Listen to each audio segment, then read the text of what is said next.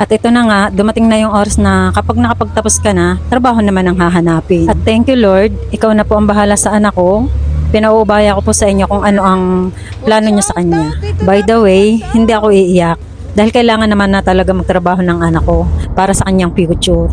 Kasi silip na nga po ko sa ambulansya, nauntag na eh. Be careful. Ay, naku, Ile. Ayun, ayun. Oh. Here is the water. House. Wrinkly. Yan. Pilit nyo sa side nyo. Yan.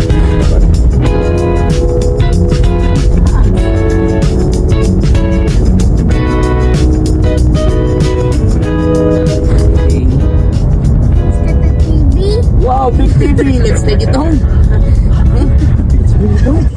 Is that a ghost? Huh?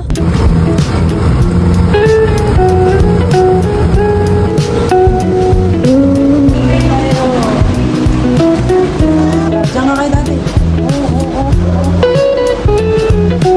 Ay, hindi makaintindihan.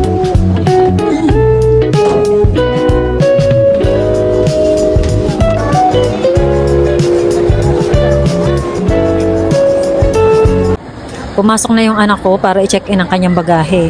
Saka daw uli siya lalabas. Pero yun na nga, hindi na siya nakabalik. Kaya hindi na nakapamaalam sa amin.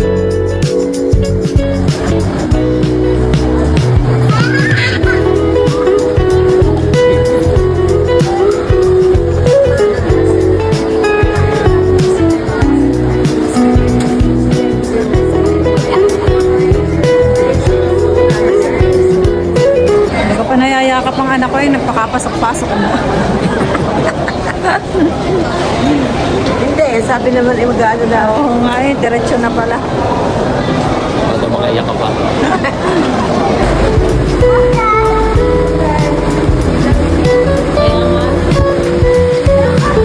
Jollibee! Anak ko, wala na akong isipin anong ulam sa umaga. Ano? Ang Tito Dabin, sumakay na doon. Sakay na doon si Tito Daben.